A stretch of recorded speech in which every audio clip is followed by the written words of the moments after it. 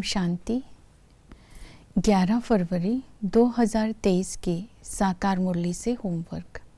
आज की मुरली से हम लक्ष्य लेंगे बाप की श्रीमत पर बेहद के बाप से बेहद का वर्षा लेने का पुरुषार्थ करना है।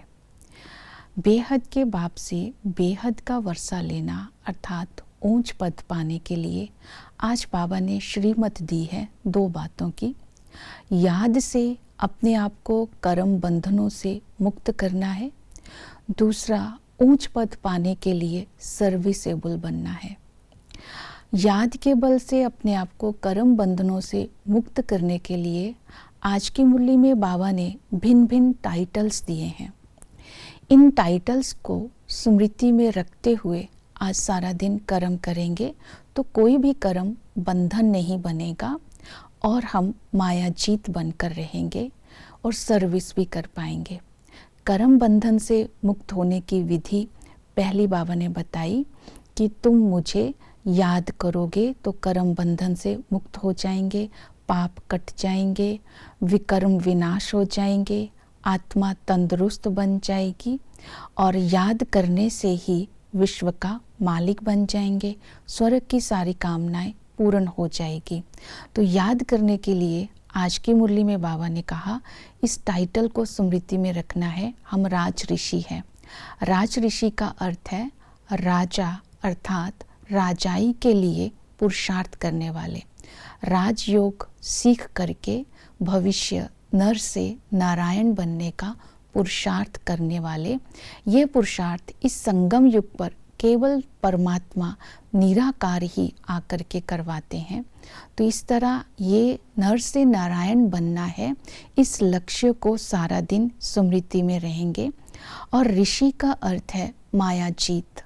जितना हम माया जीत बनते जाएंगे उतना ही माया के घुटकों से बच जाएंगे, निश्चय अटल होता जाएगा, स्थिति अचल होती जाएगी और सुख से सारे दिन बीतेंगे।